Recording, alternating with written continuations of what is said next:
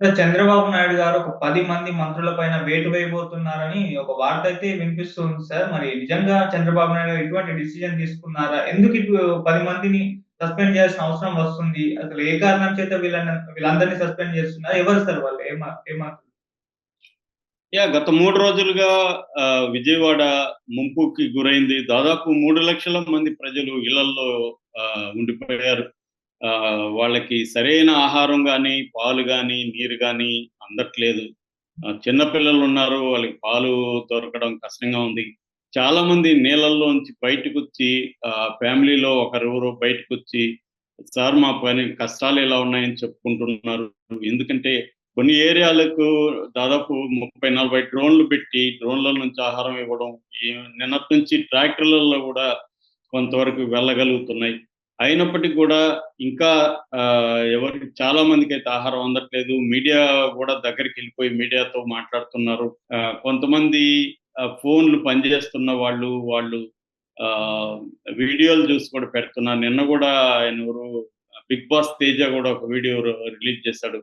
ఇలాగా ఉంది. ఇది తెలంగాణలో గూడా ఉంది. ఓన్లీ ఆంధ్రప్రదేశ్‌లోనే కాదు. మనం ఆంధ్రప్రదేశ్ విషయం మాట్లాడుకుంటున్నాం కాబట్టి దాని మీద ఫోకస్ చేస్తున్నాం తప్ప, తెలంగాణ ఖమ్మంలో గూడా ఇదే పరిస్థితి. మున్నేరు ఖమ్మాన్ని ముంచేసింది. అక్కడేమో బుడమేరు విజయవాడ పాలిట ఒక మృత్యు నదిలాగా మారిపోయింది.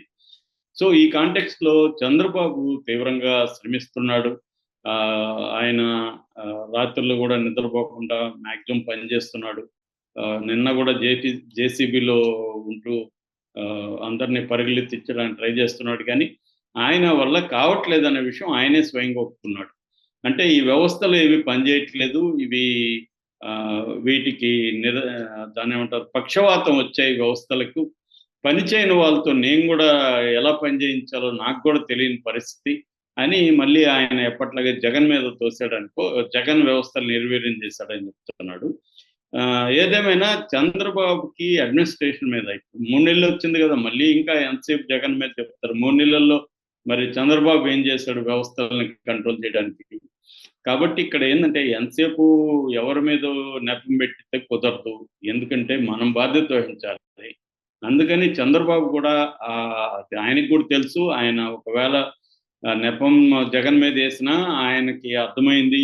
మన మాట కూడా వినట్లేదని. ఇంకొక విషయం కూడా చంద్రబాబు చెప్పాడు. అదేందంటే కాంట్రోవర్షియల్ అధికారులకు బాధ్యతలు అప్పగించారు. అది ఎవరు అప్పగించారు అనేది కూడా ఆయన అంటున్నాడు. ఆయన సీఎం.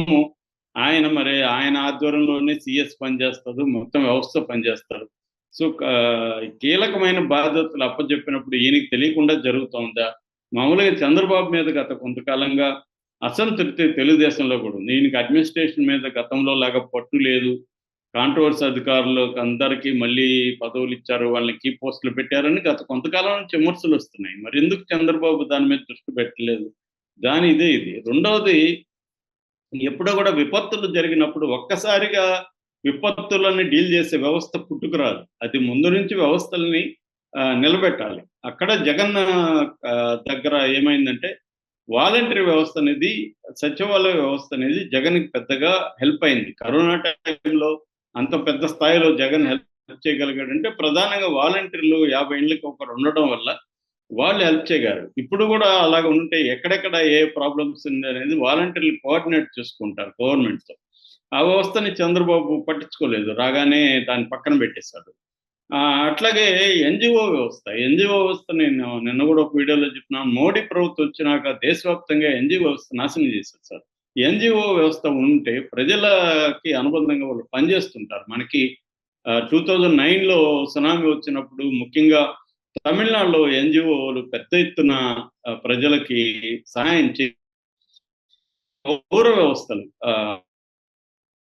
పంచాయతీ సిస్టాన్ని జగన్ గూడా పక్కన పెట్టేశాడు. చంద్రబాబు కూడా దాన్నేం పెద్దగా రివైవ్ చేయలేదు.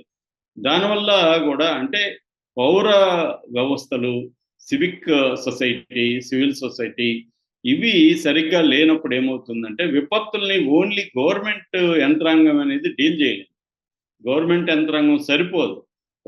ప్రజల్లో పనిచేసే వివిధ వ్యవస్థలు గూడా అవసరం. ఆ వ్యవస్థల్ని పనిచేయించడం, పెట్టడం గూడా అవసరం అన్నమాట.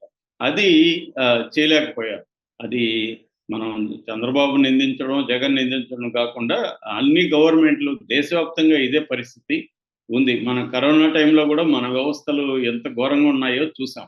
అంటే మనం ముందు నుంచి కూడా పబ్లిక్ సిస్టమ్స్‌ని వివిధ పౌర వ్యవస్థల్ని పటిష్టం చేసుకోకపోతే నీకు ప్రాబ్లమ్ వస్తుంది. ఓన్లీ గవర్నమెంట్‌ని నమ్ముకుంటే వాళ్ళు కూడా ఆఫీసర్లు వాళ్ళు కూడా 24 అవర్స్ పని చేయాలంటే అందరూ పని చేయలేకపోవచ్చు. కొంతమంది కోసం వస్తారు.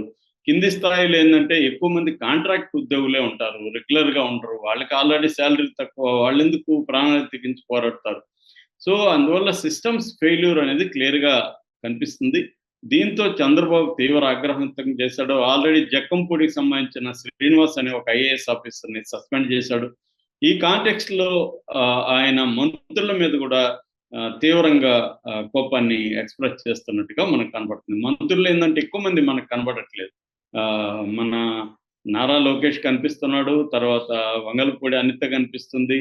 కొల్లు రవీంద్ర కనిపిస్తున్నాడు. నారాయణ కనిపిస్తున్నాడు. కేశవ్ కనిపిస్తున్నాడు. తర్వాత వీరాంజనేయులు అనే మంత్రి కనిపిస్తున్నాడు. ఎమ్మెల్యే కృష్ణప్రసాద్ ఇలా కొంతమంది మాత్రం ఉన్నారు తప్ప మేజర్ మంత్రులు అంతా ఏమైపోయారని తెలీదు. ఆల్రెడీ రోజా కూడా విమర్శించింది. వీళ్ళు వీకెండ్ టూర్‌లోకి వెళ్ళిపోయారు. వరదల్ని వదిలేశారు. వీకెండ్ టూర్‌లో ఉండిపోయారు దీనివల్ల అని. అట్లాగే చంద్రబాబు మీద ఇంకొక విమర్శ కూడా ఈ కాంటెక్స్ట్‌లో ఏం విమర్శ పనిచేస్తుందంటే చంద్రబాబు కేంద్రంలో నిజానికి చాలా పలుకుబడి ఉంది. చక్రం తిప్పుతాడు, బొంగరాలు తిప్పుతాడు అంటారు.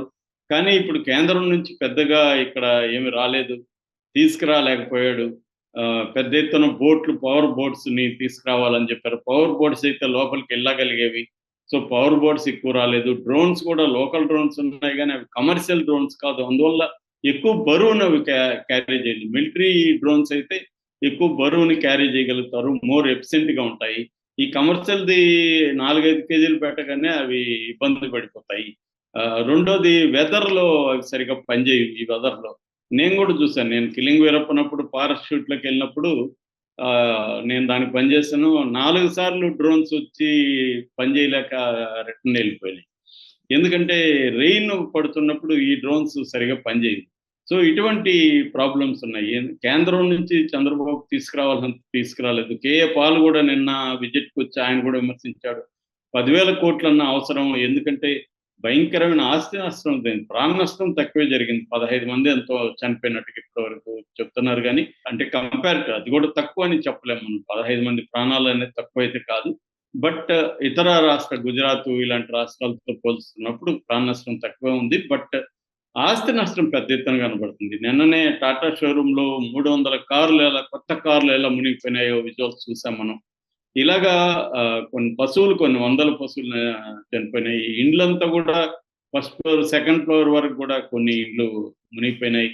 దీనికి ప్రధాన కారణం బుడమేరు ఎక్స్‌టెన్షన్ సింగనగర్ దగ్గరకొచ్చేసరికి బుడమేరు అనేది ఎక్స్‌టెండ్ అవుతుంది. అక్కడ మొత్తం వెంచర్‌లేసేసి తక్కువ రేట్లకి మిడిల్ క్లాస్‌కి అమ్మేసి కాలనీలు అక్కడ ఒక సిటీనే ఎవాల్వ్ అయిపోయింది. ఇప్పుడు అదంతా మునిగిపోయింది. దానికి ఆహ్, బుడమేరు వైపుగా రిటైనింగ్ వాల్ కట్టాలని ప్రపోజల్స్ ఉన్నా అది ఎవరు కూడా దాన్ని కట్టలేదు. కనీసం కృష్ణలంక దగ్గర చంద్రబాబు ఆధ్వర్యంలో రిటైన్ వాల్ కట్టారు. దాన్ని 2 పేజీలు చంద్రబాబు కంప్లీట్ చేస్తే మూడో పేజు జగన్ ప్రారంభించాడు. దానివల్ల ఇప్పుడు కృష్ణలంక సేఫ్‌గా ఉంది. సో, ఇలాంటి ముందస్తు చర్యలు తీసుకోలేకపోవడం కూడా ప్రధానంగా ఇది. సరే అది పక్కన పెడితే ఇప్పుడు ముంపొచ్చిన తర్వాత మంత్రులు, అధికారులు, తెలుగుదేశం కార్యకర్తలు అందరూ మూకుమ్మడిగా పనిచేయాలి కూటమి ఇది. సో, ఇదేమీ కనిపించట్లేదు. ఒక పక్క పవన్ కళ్యాణ్ సైలెంట్‌గా ఎక్కడున్నాడో ఆయనకి తెలియట్లేదు. నిన్నొచ్చేమో నేను పనిచేస్తున్నట్టుగా ఆయన జనసేన ప్రకటన ఇచ్చింది. తర్వాత నేనొస్తే దానికి సహాయక చర్యలకు అడ్డంకి అని చెప్తున్నాడు. ఆయనెవరు సహాయక చర్యలకు అడ్డంకిగా ఉండమన్నారు? ఆయన సహాయక చర్యల్ని మరింత డెవలప్ చేసే విధంగా, మరింత బాగా ఎఫిషియెంట్‌గా పనిచేసే విధంగా చంద్రబాబుకి హెల్ప్ చేయాలి.